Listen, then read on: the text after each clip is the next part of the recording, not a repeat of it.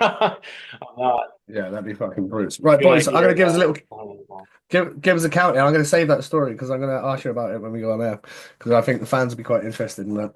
Right, boys, we ready to go? Yeah. Yep. Five, four, three, two. Hello and welcome to 4,000 and counting. I'm Watty. This is Mark, and today we are joined by Coventry Blaze defenseman Alexander Kuqali. Hopefully, I've got that right. I've attempted it a couple of times, but every time I do it in my brain, I change how I say it. So, Alexander, welcome to the show, buddy. Thank you for coming on. Absolutely. Thank you guys for having me and great pronunciation. It's a good start. Did it, that's a great start. I'm pumped for me. Check me out. That's two. I've got two names in 2 weeks, right? And I know that doesn't seem that much, but if you listen to this podcast, that's fucking legit. Like that's really good for me. You've been in the UK for 3 seasons now, under different coach this year. It was all kind of changed at the start of the year. You're coming off a back-to-back defeat at the weekend. We were just speaking a little bit off air. Can you kind of explain how you found the differences in like your first season to now, and also playing under a couple of different coaches? Yeah, I think mainly playing in North America, growing up there. I'd say one of the first differences is the size of the sheet.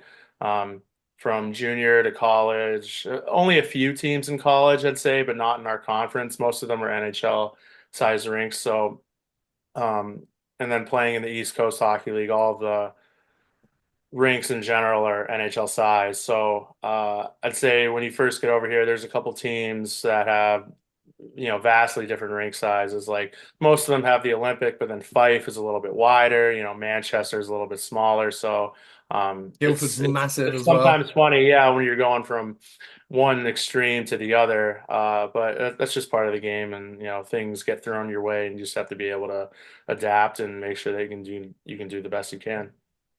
What was your first thoughts on Fife the first time you rolled in there for an away day? Just heard it was an old barn, and you got to go in with an open mind. And I think you can look at it, but until you get out there, you feel like you're like, oh, there is a lot of extra space in there, Yeah, and for sure. the fans are right on top of you. But I mean, yeah, there's leagues, and I've played in a lot of different rinks where they make it like that for a reason. But the funny thing to me was there's no glass on the other Yeah, side of the rink, brutes. so like when you're in the penalty box, like you got people like walking behind you with like hot dogs and beers and popcorn, and they're just like talking to you. It's just kind of it's a unique experience, I'd say for sure. What would you say then, being coming from the coast, what would you say would be a comparable experience to Fife? Oh, that's a great question, by the way. It like in the East Coast Hockey League, Yeah. nothing. I was going to say, hopefully nothing. Like, yeah. No, no, What like about like most. Junior A? Because you did the NAL and you did the USHL. Any old barns down there? Uh, in the Null, which I don't think they're a team anymore. It was the Marquette Rangers. I played in Northern Michigan, and I remember one of the games. They were like one of our rivals because they were pretty close to us. But one of the late games in the season, we like came back and wanted to shoot out. So the fans are like not behind you, but like behind you on top of you. Like there was a big, like maybe like 10-foot concrete wall, and they were above you. And we were all celebrating, and they started like throwing popcorn at us. And then one guy like poured a beer on our coach, and that turned into what it did. But in the USHL, there was really nothing like it. College, certainly nothing like it. And then no, like every rink in the coast, I would say is like a Belfast or like a Sheffield. Like they're good sized bowls, like a Glasgow too. You know what I mean? Like a proper bowl. Yeah. Not always that big, but at least like the form of it is something along those lines. The elite leagues, obviously they're limited on where they can have teams because we have so few rinks in the UK. So Five fans, don't take it to heart when we're bringing your old school barn up. We appreciate every rink we can get in this country. The the Elite League and the Coast have quite often been compared, and one of the things that we've spoke about with many imports is, the soggy sub fucking 12-hour bus journeys versus like actually coming over here. Your longest trip's going to be maybe 7, 8 hours. How have you found the difference in travel? I mean, it's definitely nice most nights you're sleeping in your own bed, even if it is like up to Scotland and you come back and it might be like four, latest like 6 in the morning and you got to play at like 5 the next day. But for the most part, you know what I mean? You're in a routine where it's like, all right, at least I'm going back to my room at home. I can wake up maybe a home game there, where life on the road's a little bit different in the coast, whereas like you'll be gone for like a week. Like when I played in Orlando, you'd be gone from like Tuesday to Monday. You know what I mean? And you'd play maybe like a 4-5 rather than like a 2-2 or a 4-6. We'd play like Atlanta like Wednesday, off day Thursday, play Atlanta Friday, Jacksonville Saturday, and then maybe like South Carolina Sunday, and then you go home and you get back around Monday, sometime in the early morning. So it's besides like a Wednesday, Saturday, Sunday for us, the travel's a little bit nicer where uh you get to go home. You know what I mean? You kind of have that reset button where even if it's a longer trip, it's really not that bad. So that's a key difference where you're not like staying in hotels and like traveling. But those are good too because you get to know your teammates better. You know what I mean? You have meals with the Yeah. boys and that camaraderie where, pros a little bit different where guys have wives, kids, girlfriends, you know what I mean? And I think one of the things I miss the most is having that unity on the road where you're all together no matter what. You know what I mean? You're doing everything together, you're eating together, and you just get to, I feel like, build a relationship better with your teammates that way. So if you're doing these like 4-5, 4-6, you played four, you're on the bus on the way back, are the boys getting some pops in them in the coast or what? Like, is it a bit of fun? Depends on the coach and depends on the record. But most of the time, I'd say after a long one like that, as long as you didn't completely get swept, Yeah. 500 or better, I'm saying there's probably a good chance that there might be a couple pops, but nothing crazy. Was it like proper sleeper buses and stuff? Because the road trips are so Yeah, that long. was the big difference too. So I'm sure most guys have said that too, where on those trips you'd have like you get on the bus, there's like a little lounge in the front, and then there'd be two sets of 6 bunks, so like three on the side. And then there's like a U in the back where there's like beds above, guys sleep on the couch cushions, and then um if you're a rookie like me, sometimes you bring extra guys, you're sleeping on the ground, but it's all Yeah. fun and we're all doing it together. So it makes for some good memories, I'll say that. Do you are you a card player on the bus, or are you like you're on Netflix? Are you just fucking around on your phone? What's your go-to on the bus? I'm not really a big cards guy. I've been taken advantage of a couple times early on games I didn't know, and I've had some funny teammates who got me good early, and then I kind of just chill and listen. I think it's fun to just you're like the peanut gallery. So I'm usually Yeah. on my phone or looking up stuff, and then if I want to chime in, I'll kind of just say a couple words when I get the chance. The the British boys have always been notorious for kind of keeping like the buses and stuff and the locker rooms loose. Who's your kind of your British boys that are playing that role this year? David Clements for sure. Always in the mix. He's in the back with us. We got the older guys are mainly in the back or middle to the back. Jack Hopkins is a really funny guy. Archie too. We have a lot of young Brits, so they you really don't have to do too much, and they'll just naturally start to like go at each other, and then it's fun to just sit back and just listen to them, go either fight with each other or start picking fights with other guys. They all have sharp tongues, so it's very fun. But like I'd say Clem and Hopkins are the ringleaders, I'd say of that. Well, the British boys as well. they all tend to support different football teams. So, you're getting on a bus on the weekend and they're giving it to each other about the football and stuff like that. Have you adopted a Prem team or anything like that? Any football for you, or are you not too bothered? I watch when I can, and obviously when the guys are like, "Oh, the game's on," I might join them every once in a while, and just go sit at a pub, and they're just zoned in, and I think it's kind of cool to just watch them watch the game because they are really invested. Um, I've been to an Arsenal game, I've been to an Aston Villa game. Um, I got to see England play Greece earlier. But Cool. if I was gonna say I'd support anyone, I do have an Arsenal jersey, so I'd probably say Arsenal. Probably the right answer as well. You wouldn't want to be a Villa fan living in Coventry. That's a good point. Yeah. Yeah.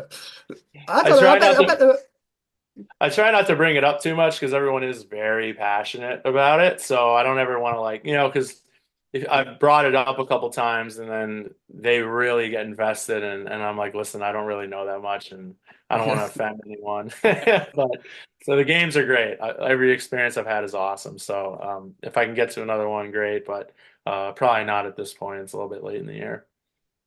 business end of the season for you boys. Everyone's in that big playoff push. I want to take you right back to the start into your junior career. We touched on playing in the NAHL and the USHL. For those in the UK that don't know, that's the top junior A leagues in America. What was your experience on like kind of finishing up midget and getting into those junior A leagues? Were you at training camps? Were you kind of a walk on? Were you already signed up? How did that experience work for you? Yeah, I played 2 years of midget major. I played my first year when I was 15. And then I played another year when I was 16. Just turned 16 and I played in like a summer showcase with a guy my brother had played with. And he ended up getting an assistant coach job and helped me get to an open camp tryout. Basically, I went to the open camp, made the All-Star game, and then got an invite to the main camp. Made the All-Star game, and then made the team. And that was my first year in the North American League. And it was nice because a lot of the other guys I had played against, they were from Ohio. And the head coach, Jack Fritchie, there were a couple Fritchies that have been in the NHL, but a big hockey family, and I was able to play there for a year and learn, gain a lot of experience and have a lot of older guys and just kind of learn like the junior hockey, way. And I was doing my last year of high school. It was my 12th grade year. And then had a good year there. Just got your feet wet, you know what I mean? Tried to learn and take in as much as you could. And then another random call, in the middle of the summer, I thought maybe I was going to go back to Alpena in the North American League, and then I got a call from assistant coach in Indiana Ice, Brad Luch, who I have had a really good relationship with and still do. And I got an invite to their camp. So I went to the open camp, same deal, made the All-Star game, got an invite to the main camp, made the All-Star game, made the team. So open camp, walk on, whatever you want to call it. But I wasn't drafted, I wasn't tendered. I didn't have anything like that, and I was just fortunate to love hockey and play my best when I needed to, and I was able to get those opportunities, and I took advantage of it, and I did as much as I could to make sure that I wasn't going to go backwards from there. And that's kind of how it Yeah, went. And then great. I played 3 years in the USHL, Indiana for about 2.5. I got traded in like January, and then I finished the season in Sioux City Musketeers, and then I ended up rooming with, I don't know if you guys probably know David Goodwin on Yeah, Belfast. Really good player, and I've had a really good stud. relationship with Goody for a while too. And yeah, so that was the route. I got So here's a question for you. oh yeah. When you played in Alpena in the Nile, a bit of a UK connection there. I don't know if you'll remember him because he was only there for a cup of coffee, 3 games. Do you remember a Scottish lad by the name of Tristan Harper? Yeah, I do know Tristan Harper. So he came Absolutely. over and played 3 games. If you don't follow him, ladies, you want to follow him. The guy's a fucking man rocket. Right now, he's pretty much just walking around Scotland in a kilt with his shirt off, posting it on Instagram, climbing mountains and just being like a wilderness guy. But yeah, well, what was it like hearing about like next thing as Scottish kids there? I think I was just young, and he was an older guy, and he would have me over, and as you do when you're younger, you just play video games, but you kind of learn about like the team, and watch older guys too, how they work out, how they train, um, just things that are, I had a lot of good role models growing up in midget, but just to see guys like him, and we had a lot of overage guys too, so it was good to just kind of see and how they interact on a daily basis and their routines and hear about things to do and things maybe not to do. Just learn as much as you can from them. And although I was with him for a short time, still took a couple good takeaways from that. And that's kind of funny. I haven't heard that name in a while. And even though over here, you kind of lose contact with a lot of guys, but if you saw someone in person, it would be like you just saw him the other day, even though it might be 15 years later. Whereabouts is Alpina for those that don't know, myself included? I've got no idea. So in Michigan, it's like they call it the mitten. So it would be like if your hand, it would be like the top right of your pinky. Yeah, so right North out there. side. Yeah. So most of the teams are either Oh, well. up or to the left, like Traverse City's on the west side. We were on the east side, Marquette's north, and then there were a couple teams like the National Development Team and Youngstown, which is now in the USHL. They were in the NAL my last year, and um, Motor City too, which was like kind of near Detroit. So it was a good division. It was really competitive, and there were a lot of good players there. Michigan just being a pretty good hockey hotbed. As Minnesota and like Illinois and a couple of the other states. Did you, so when you was there, sorry, was the National Development Program playing in the NHL then?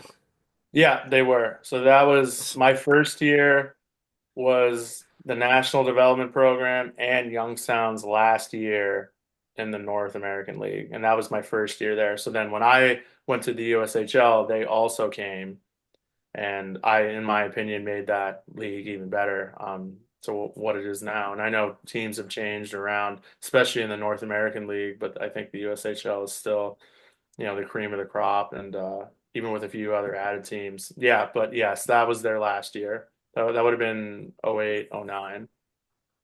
Who who do you remember from playing against like the national development team from back then who's gone on to now have like a really good like NHL career? Brandon Saad, for one. He's actually a I Pittsburgh don't- boy as well. It's where I grew up. I play against his brother a lot in the men's league in the summer just to keep the sweat going. Yeah. Really good player. The 92s were really stacked, like John Gibson, um, Nice. Trocheck, like JT Miller, like Cam Fowler. So what was cool about that, my first year in the NAL, was I was playing against my own age group, so I'm a 91 and the 91s were the under 18 team. So I thought that was pretty unique in that, I wasn't obviously picked for the 40 can't select 40 that they picked their team from, but those are the best 91s around the country. You know what I mean? I thought it Yeah. was something that it was unique and cool that, hey, like I'm not on that team, but I made a junior team and I get to play against these guys on a regular basis. And I think that kind of gives you a little bit of confidence where it's like, okay, well, maybe I didn't have a storied midget career or, like AAA travel career to get me to that point, but I'm still here playing with these guys. And I think that gave me a good confidence boost for, the rest of my career, knowing that, I have what it takes to be able to play against those guys night in and night out. Just looking at some of those 91s there, you've got or 91, 92, Jack Campbell, netminder, he's in there.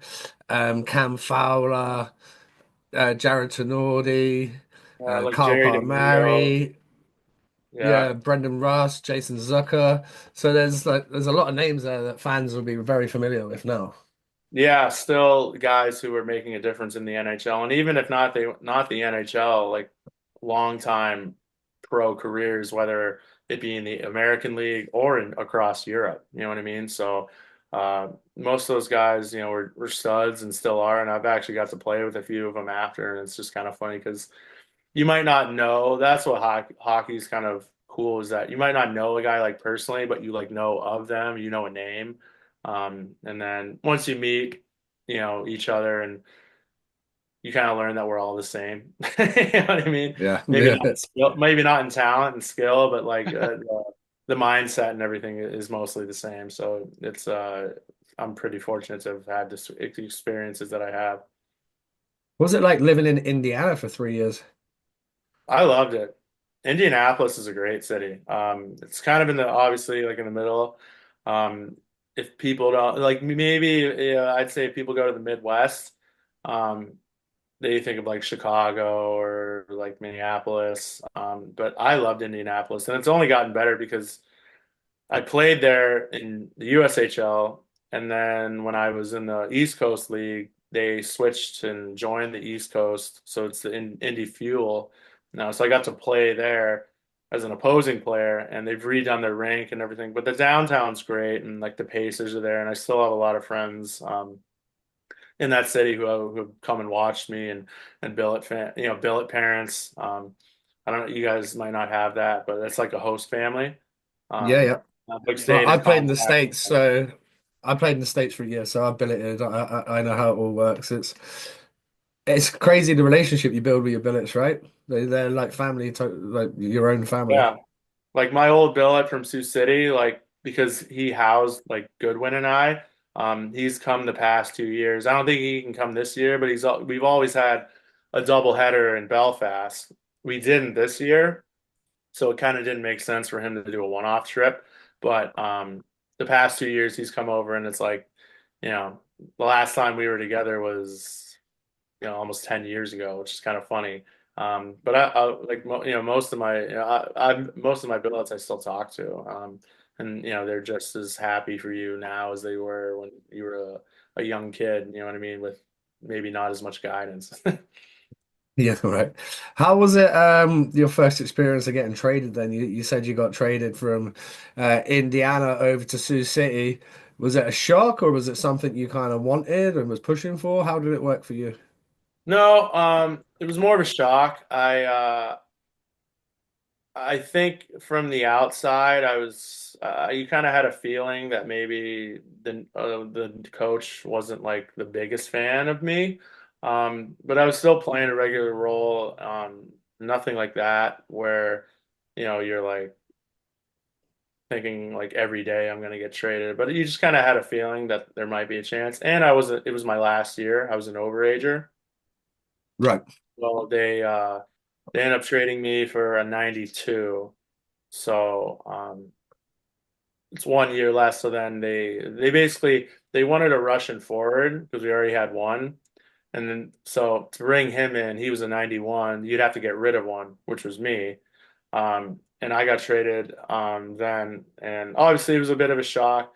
And I had someone tell me this later, you're not a real hockey player until you've been traded, because it's quite an experience, you know what I mean? Where, you have all your friends, and I'd been there for about 2.5 years, and a lot of people that have taken time to invest in you and care about you, and you kind of feel that as your home, and then, you're uprooted and in the middle of the year and you're going someplace different and a lot of new things.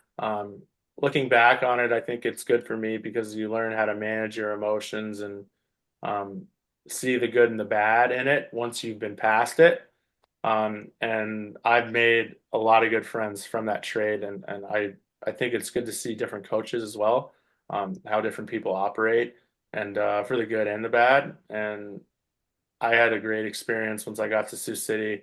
They were very welcoming. I still have a lot of friends from that team to this day, still like guys I chat with.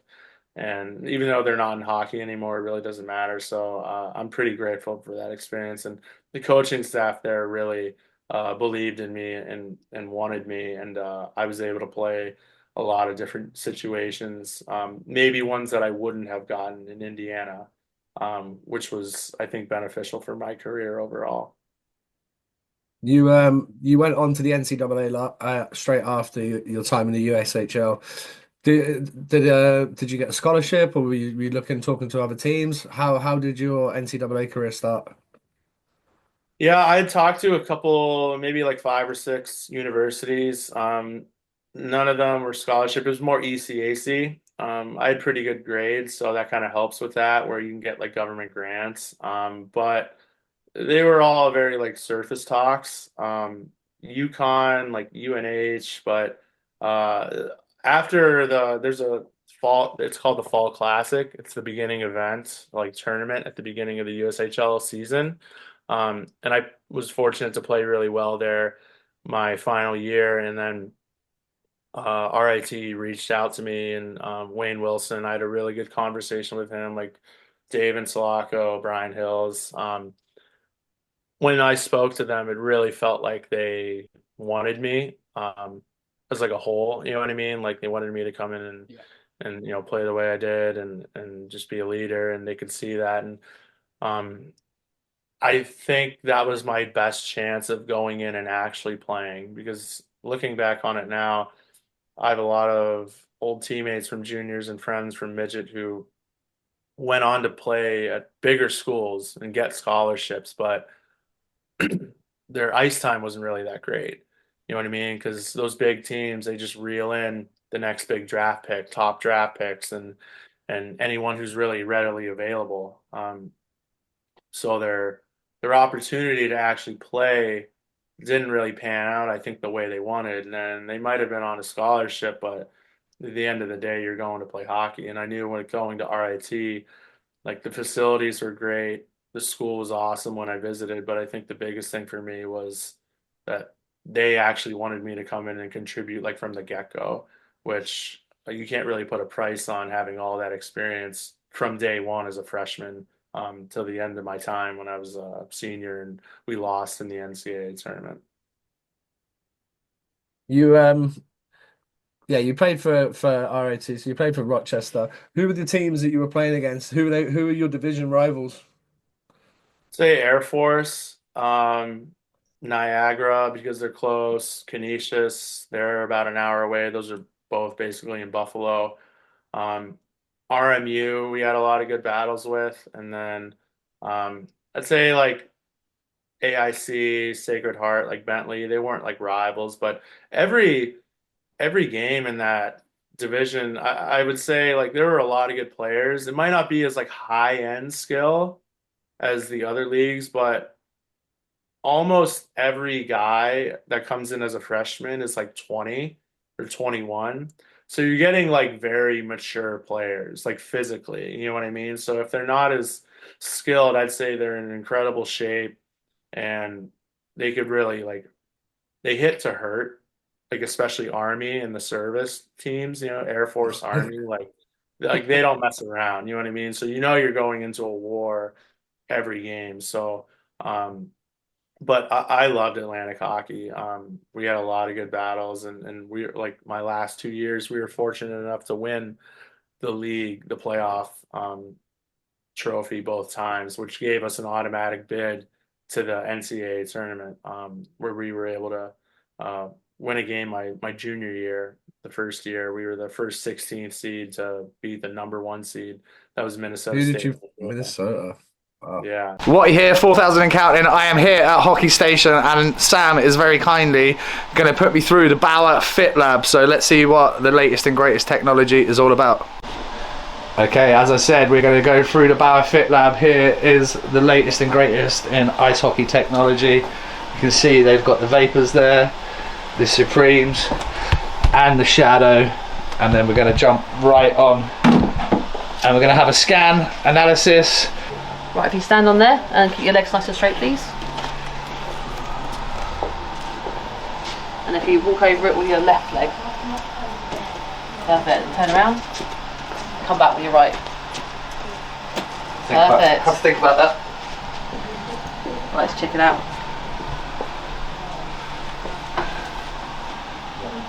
Right, this bit, and I'll just show it quickly, and then. So it takes all the So both your feet are 7.75. Yeah. And then the 3D Fit 8 Fit 3, so you got width and volume. Yeah. And 2D Fit, so on the lower price points, 8 double E. Boom. If you were to get an orthotic, you'll be Fit C. So if you see here, got a lot of pressure going throughout your heels. Yeah. And some there. And with orthotics, it takes it all away. Oh wow. Amazing. So if you see there, that's kind of like the line of where the steel should be. Yeah. And you're having all the weight going through the heels and nowhere else. Yeah. So with the orthotics, you'll have less pressure on the heels and more of your weight spread out. Awesome. If that makes sense. Yeah, that's brilliant. With a Fit C orthotic.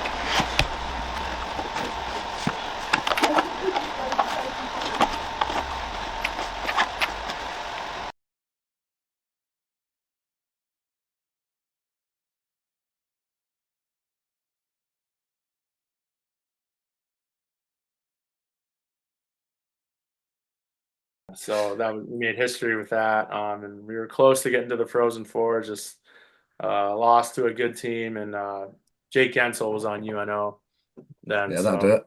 That'll do yeah. it. Just looking at it, it says you won the AHA 3 times. Is that right? Yeah, So I don't know. I don't know what that was. Just twice. twice. Oh, okay. Yeah. Because it has you down as winning it 3 times on here, which I mean, I was just going to bring something else.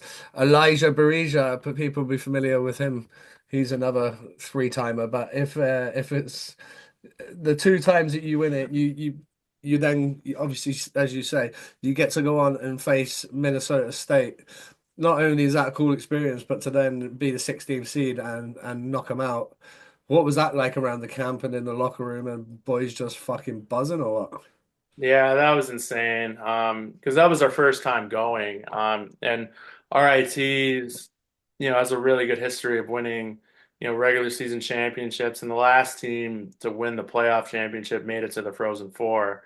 And you hear about that and you want to experience that as well. So to be able to have that, us win our league championship to get there, it's a huge opportunity, and you don't really want to go to waste, and you don't want to be a one and done where you go there and it's like it'd be easy to just say, hey, it was cool that we got here, but we actually had a really good team and an incredible forward group, defense and goalie as well, where we were like, well, you know what I mean, we're here, so let's make sure that this is a business trip, and we took that approach, and we came out of the gate hot, and we were able to get a 2-1 win against a really talented team.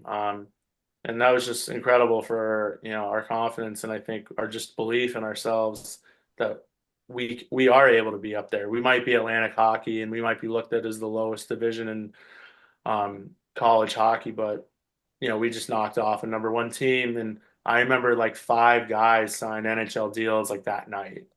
You know what I mean? So whether that's on, I think it was a mixture of us bringing our A game and them maybe thinking they were, maybe going to steamroll us. But that's the great thing about the sport, is that anything can happen on any given night, especially when it's one and done. Especially if your goalie's playing shit hot as well. Yeah, our main goalie actually got hurt. Oh wow.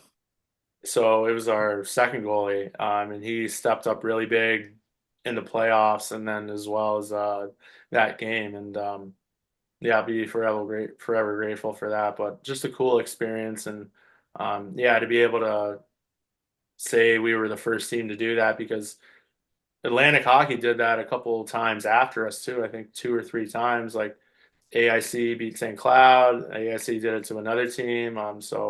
But we were the first to do it, so I'll take credit for that. You got forever bragging rights to have that stat. Who's on that Minnesota State team that you remember that's gone on now to have a legit pro career? The biggest one I'd say is Teddy Bluger. He Yeah. has a cup now, you know what I mean? Which is Yeah. really cool. He's been playing in the NHL for a long time. He was with Pittsburgh for a while as well. But yeah, I mean, like at that point, every guy on that team is good. You know what I mean? Like, and obviously the elite are the elite, but you just try to worry about yourself. And we were able to stick to our game plan and grind one out against a really good team. But I'd say Teddy Bluger is the one who has had the longest career, I believe. You touched on being from Pittsburgh. I take it you're a Penguins fan? Yeah, I definitely support him. Love Sid. I was going to say, so who were your kind of go-to guys watching growing up from Pittsburgh? Because you've had an embarrassment of riches over, like, Lemieux, Yager, Crosby, Malkin, Fleury. Like, you could pick anyone, Ron Francis. Pittsburgh have had so many studs for 25 fucking years. Who were the top dogs for you? I think just I wouldn't say it was one person. Watching D specifically for my role, you try to watch like Nick Lidstrom, like Shea Weber. Not that they're all the same player, but you can take things from all of them. Um, and even just going to the games, I mean, the tickets were never that expensive as what they are now. But just to go and watch, I think you can take something from every single guy on the ice just because of how they handle themselves on the ice and their habits and tendencies. And I feel like the game now is very fluid where like you have forward and D, but everyone knows how to do a little bit of both. You know what I mean? So it's kind of more of a five-man unit rather than just like you have your forwards and you have your D. Obviously, there are some key differences there, but I think you understand what I'm saying, where you have to have a little bit of both sides of your game. You can't just be all in or all in on one end or the other. So, but watching Sid, like Malkin, like Mario, um, Sergei Gonchar, I Oh, mean, what a stud. they've had a lot of good players, and it's just really fun to go to the games because it's just so dynamic. And um, I think being away from it now, for most of my career, when I go back and I'm actually able to catch a game, I just appreciate it that much more because you just don't take it for granted. How good's Sid in real life? It's crazy. It's a lot. It's Mentally. really it's like mesmerizing. Like I talk to people here and they always they're like, "Oh, I want to get to New York. I want to get to New York or like Pittsburgh because it's on the East Coast, like Boston." And I was like, any city you can go to for a cheap flight, if you're gonna go over there, like try and catch a couple games because you'll be blown away by how good they are and watching it live, like you'll understand how good these guys really are. And you still won't even understand how good they are after watching. But like if you're used to this and you've never been to the States, like I tell people as much as I can, try and catch a game, even if it's one game. You will really enjoy the experience, and I think it'll make you love hockey even more. And then realizing how good those guys really are, it's quite fascinating. Talking of players that you looked up to, then, have you always been a D man? And what made you choose being a D man? I'm going to take a shot and say you're a big guy. So did that factor into your decision of being a D man? My brother was a defenseman. I don't really remember what made me, be a D. I think probably for that reason, where I was on a mite team. So I was like six, and I played defense, and that was it. And I never had a thought about anything else. I can't really say it's anything other than that. And Yeah, I think my brother was a D, so that's probably why I wanted to be a D. I wanted to do anything he did. That's what my mom tells me. I just followed him around and just tried to be like him. So I'd probably say it was my brother's influence a little bit. Your brother had a solid career. He played NCAA, SPHL, the Coast, CHL, but he also made his way over to Hungary, and he played in Vienna for a little while, Budapest. What was he a part of the reason that you decided to come over here to like come and give? Obviously, your mum said you followed him around. You've made the European trip as well. Was he a big part of the reason that you went and gave it a go over in the UK? Absolutely. I don't think anybody knows me better than him. And before I made that decision, I was playing in Florida, so I played in Orlando for a while. I was in Fort Myers, Florida as well. But I was in like some pretty good locations and hockey, settings where, I was able to play a lot and I had a pretty good thing there. And it was kind of like, well, the grass isn't greener. So, you know what I mean? It was like, why would I leave? When obviously you have to earn what you get, but I knew it was a good spot. But I hadn't really thought about heading over there yet. Um, but my brother did tell me because we like to travel a lot. He certainly has, and I do as well. And he just said, if you do, you're gonna love it. He's like, I know you will. It's a whole different world over there, in terms of like the hockey, but like also just being able to hop over to different countries like it's a state. Because I tell Yeah. people like my state, it takes longer to drive through my state than it does for you to go from like Brighton up to Scotland, and they like laugh at that, but I'm like, oh, I'm serious. You know what I mean? Like a 7 hour drive really isn't that much. You know what I mean? Like, so it's kind of funny, but yeah, my brother told me, he's like, I promise you, if you go over there, you won't regret it. You'll really enjoy it. So I ended up having a conversation with Danny Stewart and was able to come here 3 years ago, and that's how this started. So I was happy for the opportunity, and here we still are. Stewie's a beauty, How are you eh? finding? He's awesome, great guy. Um, very like no fluff. You know what I Yeah. mean? Just straight shooter, tells you everything, how it is, gets fired up. I just think I appreciate that the most about him is that every conversation was always very direct, and there was no question about where he stood on things with your play or anything else. It was always very direct, and I think players respect that a lot. Mark, sorry, go on. Yeah, we've had him on here, and that was a great chat. And we always wanted to have him on to chat about his time in Coventry. He's said such great things. I wanted to ask you, how have you found your 3 years in England? Have you found a particular place that you like visiting, or is there any activities that you like to do over here?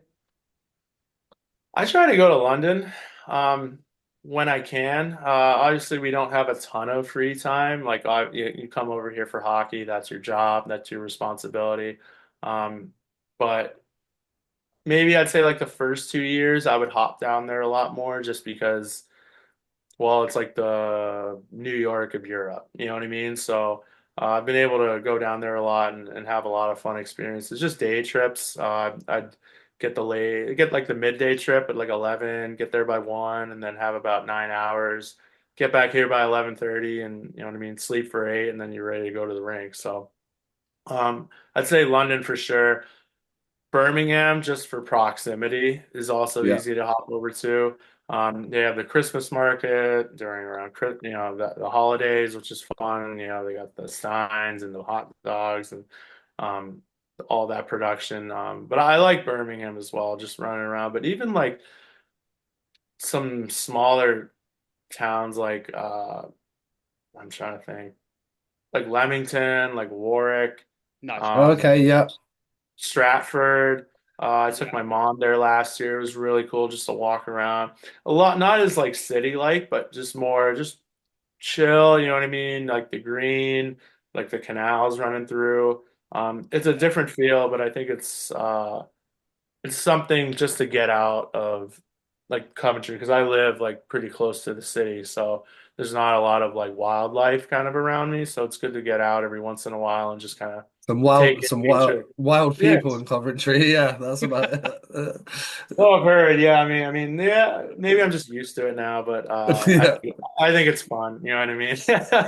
I've never been approached in an aggressive way, but like Yeah, any being being big city, 6'2", 230 will help there that.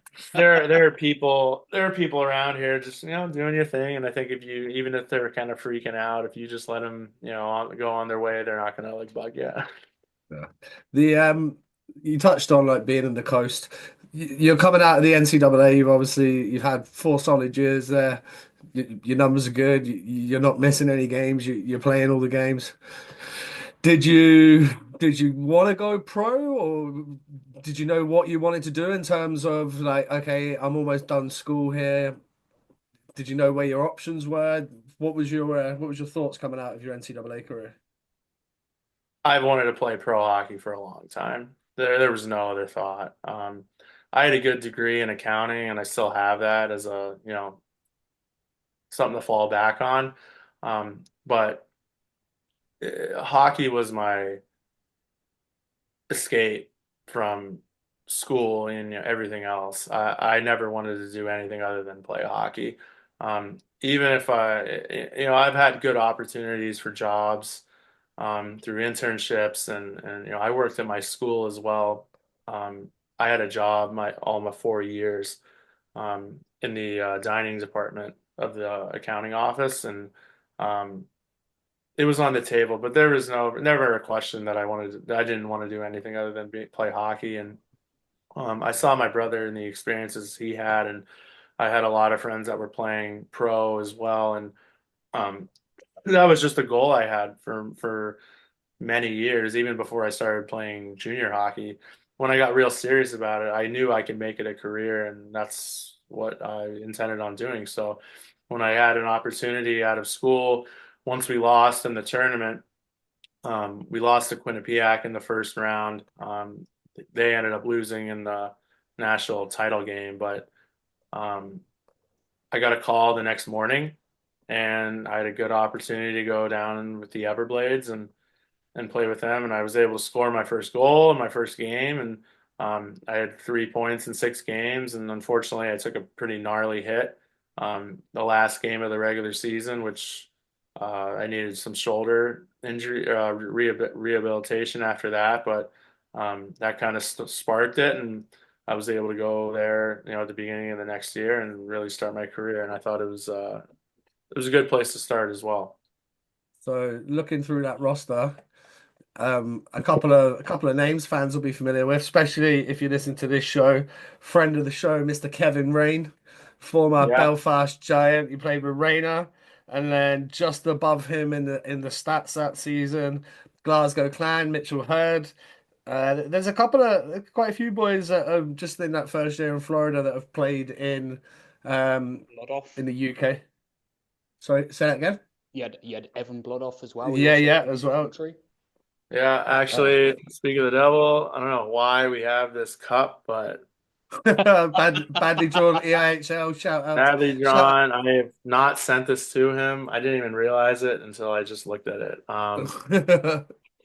which is funny. Yeah, there's a lot of guys who come over here that start in North America. Rayner was great. He was an old guy who had already won a championship in the AHL before I met him. And we had a really cool crew down there. Bloody was there just for the last bit of that year, my first year before I got hurt, and I lived with him for a little bit. Um, Missed him obviously here in Coventry, but a great guy nonetheless. And I never played with Hurd, but I think he was there after me. Right. Obviously playing against him now, but I'd say most guys um, at some point, unless they have a really good situation in the coast, most are intrigued to hop over the pond. And I think this is a big destination for guys because obviously there's no language barrier, right? Like it's still Yeah. English, Yeah. which not everyone is open to going somewhere where they don't speak the language at all. And I know there's a lot of different um, settings and, things that might turn people away from that. So with that being said, I think this is a good opportunity if guys want to come over here and taste a bit of a European style. This is a bit of a hybrid, I'd say, between Europe and Yeah. North America, this league. But I think it's a good opportunity for guys to come over and just try it. You know what I mean? Just see something different. Different isn't always bad, right? Here's a here's a question that you won't be getting asked in Coventry because the weather's fucking dog shit, same as the rest of the UK. Um, Florida is where I played when I went to IMG Academy. So like I played in Bradenton and lived in Sarasota. How nice has it been able to go to the rink in flip-flops and shorts, man? Like what a game changer it is. I can't explain. Does something to your whole Your body, soul, baby. mind. Yeah. Like just leave going to the rink, it's hot. You know what I mean? Leaving the rink, it's sunny, even hotter. Um, you definitely have no shortage of motivation to stay in shape. Oh yeah, Uh, right. Taps off, baby. yeah, I'm kidding, but just having that sunshine all the time and the beach, like in Fort Myers, it was 10 minutes away. In Orlando, it was 30 minutes away. So like definitely doable. Um, but just having that every day, it makes it a lot easier when you're grinding and like a long road trip, and you know that when you wake up, at least even if it was a little bit colder, the sun was still out. You know what I mean? So I'm really fortunate to play as long as I did in Florida because not many people get that. You know, What did you like to do in Florida? You surf, you golf, or what was your kind of hobbies away from the rink, or not was a it big just golfer, didn't surf. I was always afraid, it might hurt something. Um, fair? Obviously, like the gym, we had a really good complex in Orlando, RDB Sports Complex where we practiced, which was right across the street from where we all lived. So we'd skate, work out, go to the pool, um, get a tan on for like 20 minutes, you know what I mean? Get your daily vitamin D and then go back, probably take a nap, and then we'd go back to the gym later and stretch, hot tub, cold tub, sauna. They had everything in there that you can imagine. And then by the time we left the gym, catch the sunset, sit outside, and they had grills there too. So all the guys would bring their meat out, and we would just cook together. And um, it was either that or we would go to the beach, and you could, just kind of chill there. But it was really nice. But just because of the longer road trips, you didn't always have a week at home. So when you had those afternoons, you definitely would just go to the pool and make sure that you're chilling and trying to keep the tan going. Let's see what sort of guy you are, because this I would love to ask this to males and females in the exact same situation. You're going on the road for a week. What do you pack? What goes in the holder? What clothes are you taking? What snacks are you taking? What Well, so we toiletries? have like What toilets? our no snacks. That was the one thing we would. So you get per diem for per Yeah. meal because there's actually a union there. So we would get per diem per meal, but we had a really good booster club that would load us all up with snacks. So Oh, didn't really legends. need to bring anything Nice. there, but a lot of underwear, a lot of socks. And typically you might have like one, maybe two off days or like an optional skate day where you might want to bring another pair of shorts. But most of the time you're wearing your like business casual, so it's like maybe like a pair of golf pants, Lulu pants, collared shirt, and then like you maybe one like overcoat jacket, depending on the coach. I've had a couple that were more relaxed and others where you needed to bring your suit everywhere, even on the away game. So, but I'd say the most biggest thing is underwear, socks, toothbrush, toothpaste. The normal That's about stuff. it. Deodorant, yeah. Yeah, yeah, yeah, yeah. A week on a bus with fucking 23 other dudes. Guys, Sandals are in the hockey bag. Sandals are in the hockey bag, and maybe a nicer pair of shorts and a t-shirt just in case. just in But case you get the green light to go out for some pops. yeah, or just you want to go to the pool for a little bit. You don't want to go in your clothes. Where was where's been like a good place to go out to like the bars and stuff when you've been in the coast where you might be staying over, all the boys go out. Is there any cities or any spots that stand out to you? I've heard Idaho is great. I never went there because I broke my foot, so I missed that trip. Um, Charleston, that's South Carolina Stingrays. I've been fortunate to have a couple overnight stays there. The one time my first year, we had a 4-5 and we went 3-1, and it was over New Year's. So our coach let us all go out. Nice. So they parked the bus at the rink. We got Ubers to downtown, went out in Charleston. That was really cool. DMX performed live there, which was a fun surprise. And we all had a good time, got everyone back home safe and everything, and then we just got on the bus. So that was cool. But Charleston's really cool. Atlanta's not bad. Um, Worcester's cool because Boston's like Yeah. a 45-minute train.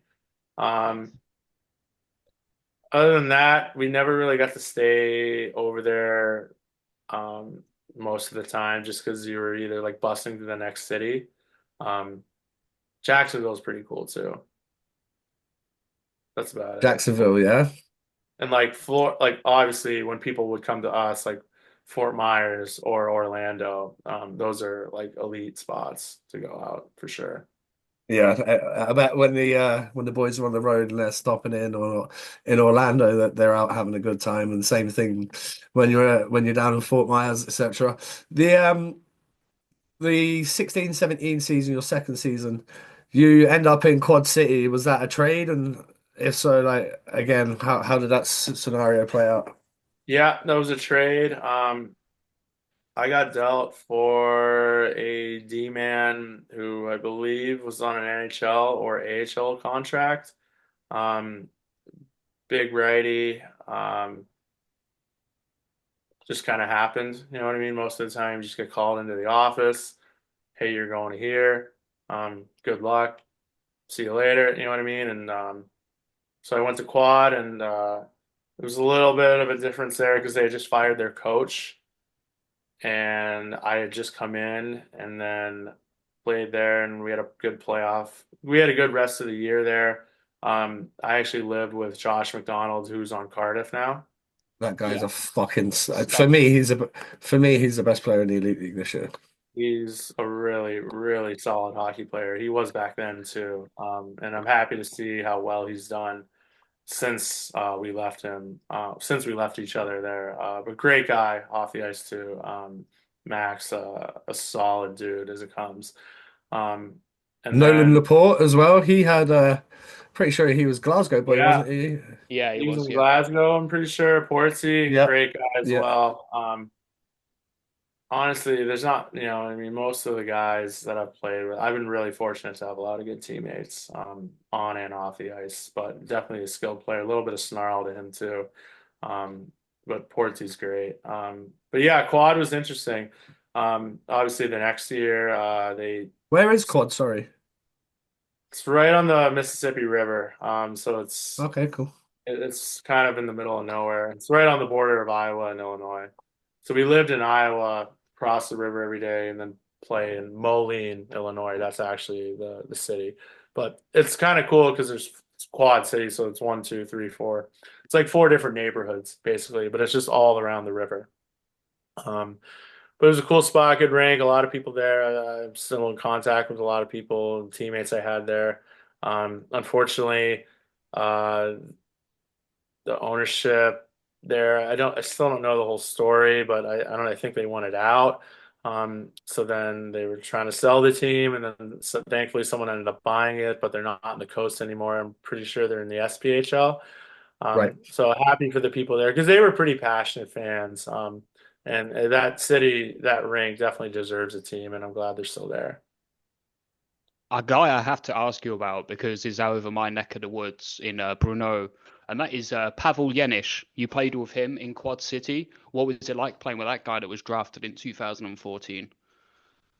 Yeah, young, you know what I mean? I think a lot of those guys, you can see like like Paps, you can see like the raw talent um that takes them to get drafted. Now it doesn't always carry over, but you still catch them like in those 3 years of like they're on their entry level deal and they're maybe up and they might be down, but you can see just how good they are like naturally, and then with their work ethic and everything.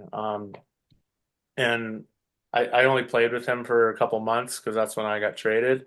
I'm Yeah. not really sure where he went after, but he was a good dude. And it's kind of weird when you come in a little bit late to a team because you just don't have that much time. You know what I mean? You just kind of focus Yeah. on playing, and you don't really know guys as well as I think you would if you were there from the beginning of the year. But yeah, it was a good experience, and they were all really welcoming to me as a rookie as well. But I was able to go in and do what I could to, have a good rest of the season there.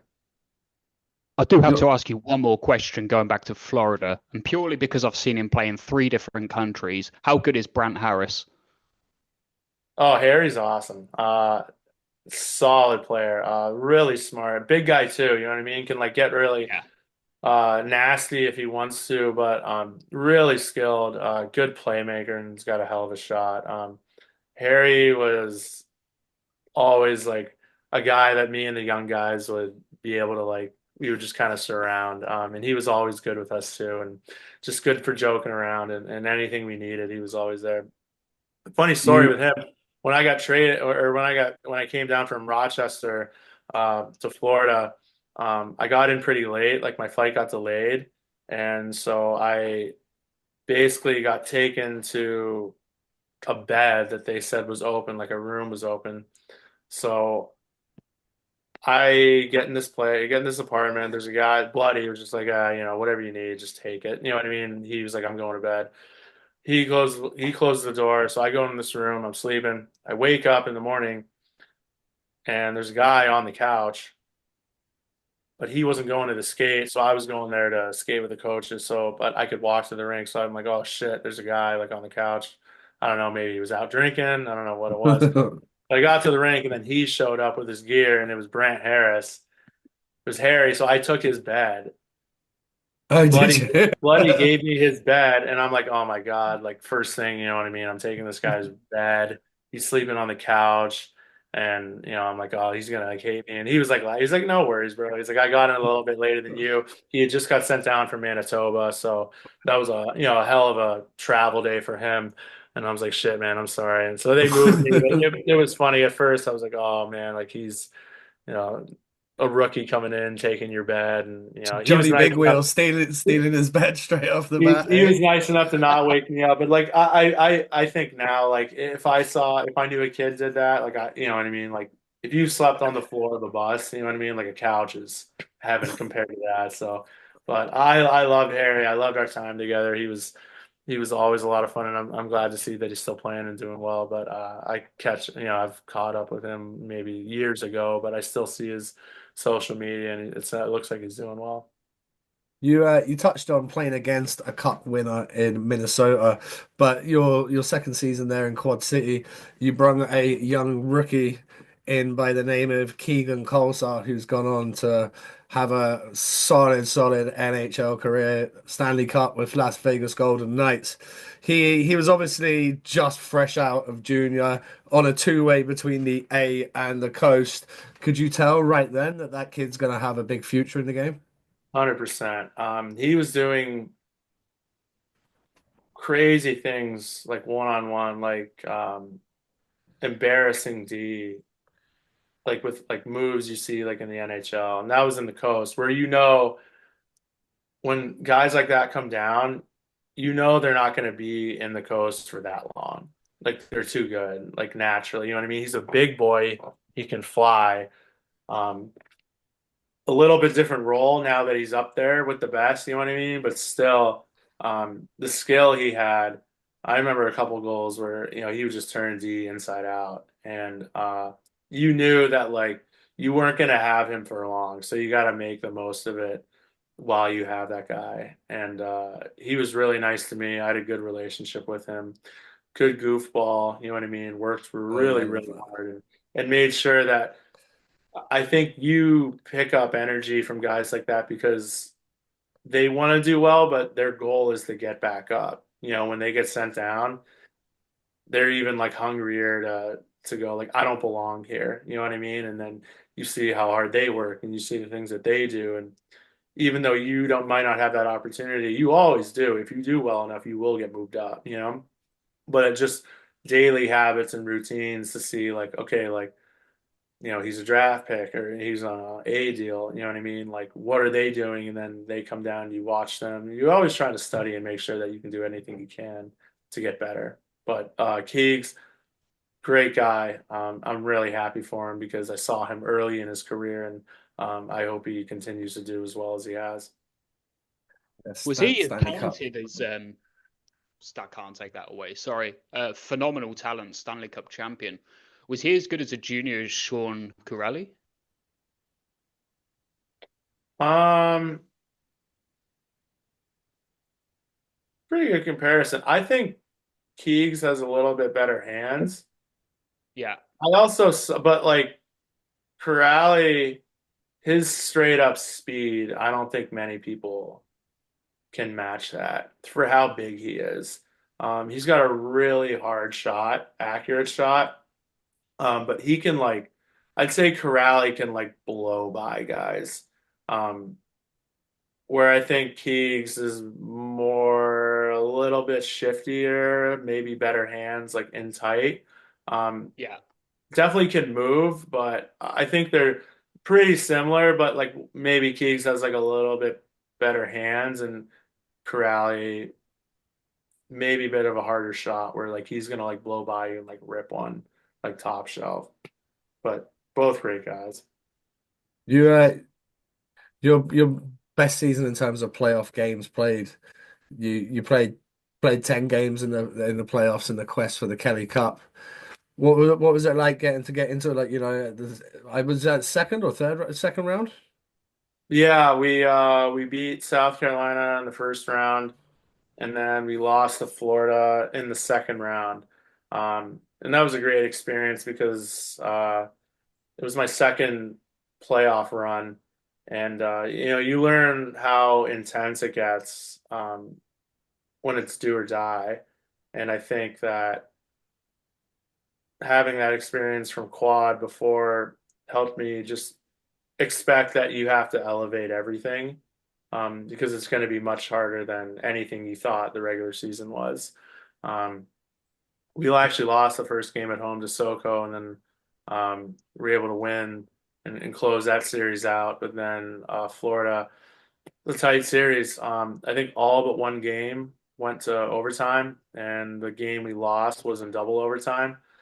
Oh So fuck. that's how tight it was, and they're always Florida's always a good team. They're always stacked, and they have a lot of veterans, and they know what it takes. But we were pretty close to taking them, and we had a really good team as well in Orlando. You had Wish it would seven have pims. changed, but that's how tight it is, you know. You had seven pims, so that would suggest to me that you perhaps dropped the mitts in the playoffs there. Did you have a fight in the playoffs?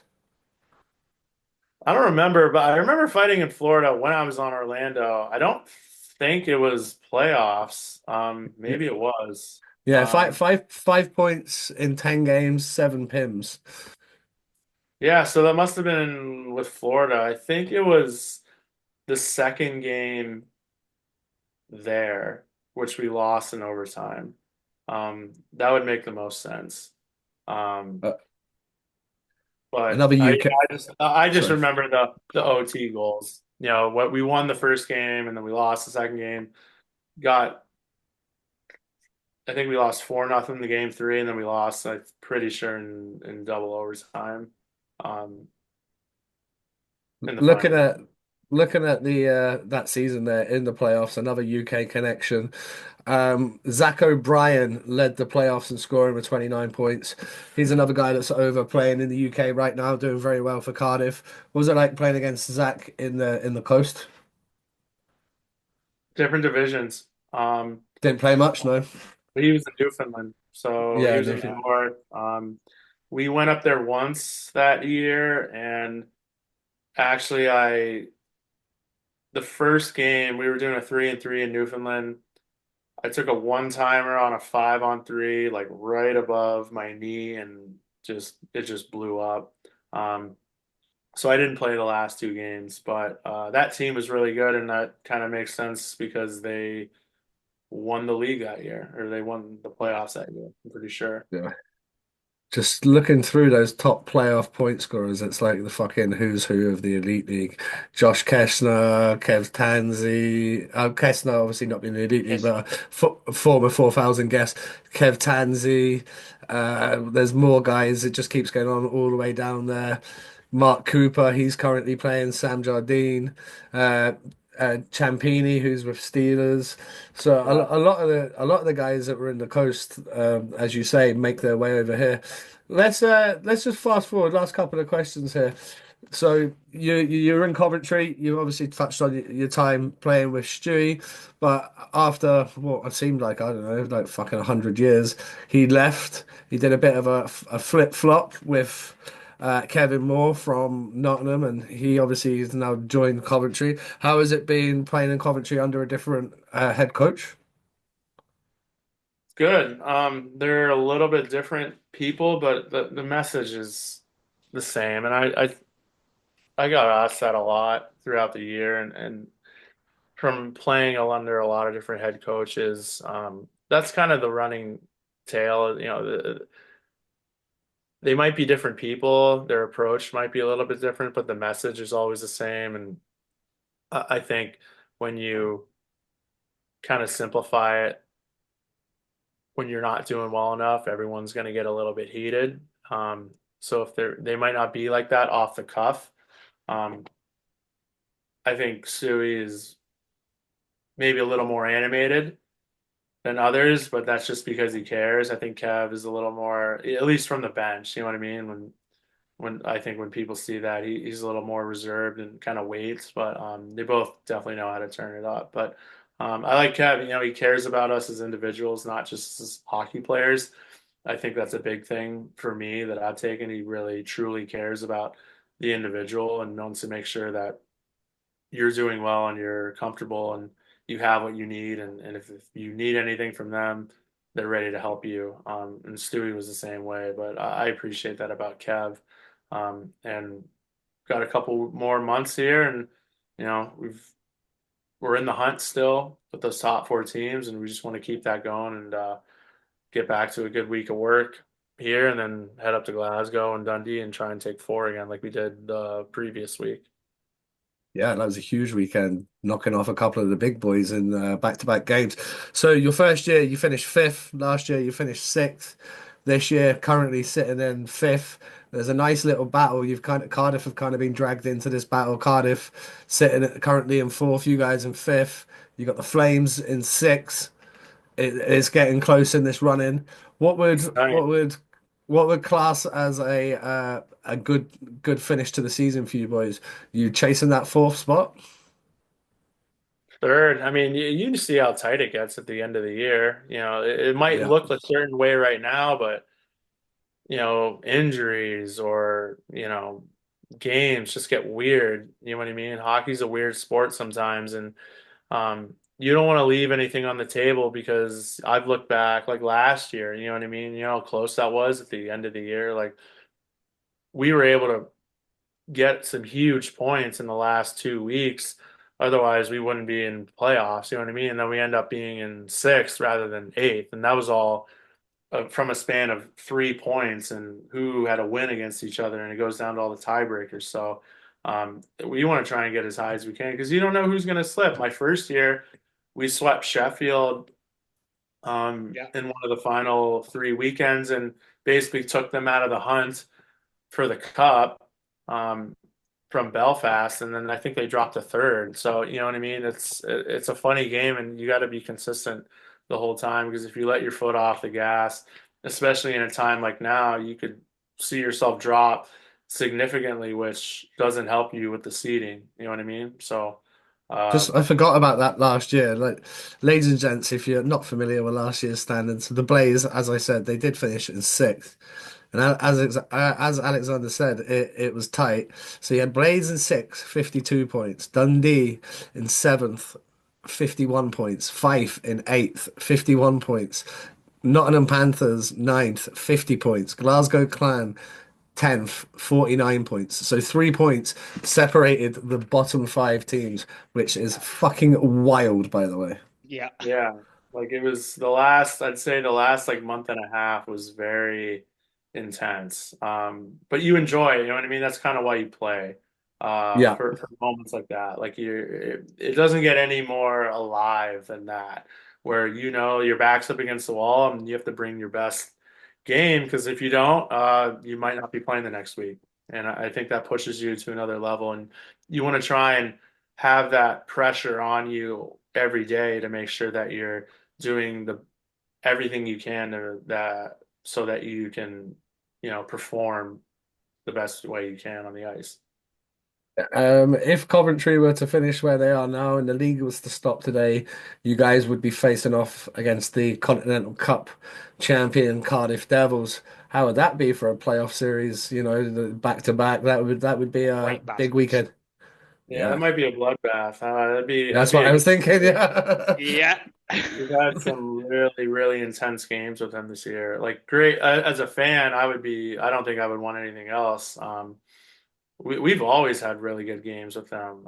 Just intense tempers, great goals, comebacks from them and us. As a fan, I don't know if it gets any better than that.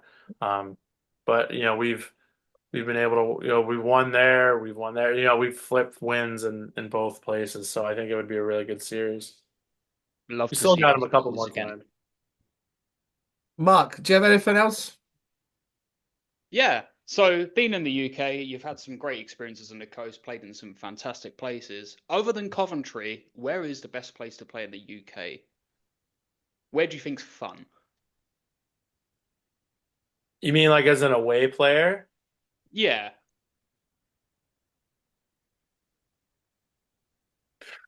I'd say those top teams like Belfast, like Nottingham, Sheffield. They get a ton of people in there. You know what I mean? And it's always fun when you have a huge crowd in there. And I think it's fun when you have a huge crowd against you too, because Yeah, it's more of like you just kind of want to stick it to them. You know what I mean? There's nothing better than 100%. winning on the road and just not that you're like, I know some people do, but you're not like verbally abusing anyone, but it's fun to win on the road. It always is, you know what I mean? Because your backs are up against the wall and you might have a little small group of your fans in there and they're going wild. But I'd say any of those top teams, it's always fun to play there because just the sheer atmosphere of how many people they have in the building. Belfast is my favorite city in the Elite League for sure. Like, For what a the for spot the after party. for the after party. Yeah, but just what I love about well, No, it's a don't great get ring. the It's a arena. great The arena's fucking sick as well. Like the arena's cool, but what I love about Belfast, I like music. Mark plays guitar, likes music. Any bar you go into after a game, some dude's in there, he's got a guitar. You go into the bar next door, somebody else is in there singing. You go to the bar next door, there's a chick, she's rocking it out. Like everywhere's live music, everyone's having a good time. It's just a really, really good spot. It is a cool place. One of the few that this year we've actually been able to stay over. But we always play the next day, so we really haven't been able to Yeah, that's enjoy. But great. I had in previous years when you'd have the doubleheader, and it is a fun town. You just got to watch your back a little bit. You know what I mean? Don't pick a fight with anyone. But um, no, well, we've never had any trouble there. But yeah, the rink is amazing, and they're always good games too. Yeah. Mark, anything else? I think I've asked everything I need to. I know when Yeah, we same finish, I'll here. have loads. Yeah, that's always the way. But Alexander, best of luck on the next 2 months of the season here as we ramp it up towards the final four weekend. Wish you the best of luck and thank you very much for coming on 4,000 and counting. Thank you. Absolutely. Thank you guys for having me. It's been a real pleasure. So catch you guys later. Right, Blaze fans, we're going to have a few of you. It's been a while since we had a Blaze player on this podcast. So if you want to hit that subscribe button, we'll do our best to get some more Coventry Blaze guys. And we're actually going to chase Alexander. I want to get in touch with David Goodwin. I want that. I want that guy on the podcast. But yeah, ladies and gents, hit that subscribe button. We'll see you again for another episode very, very soon. Peace.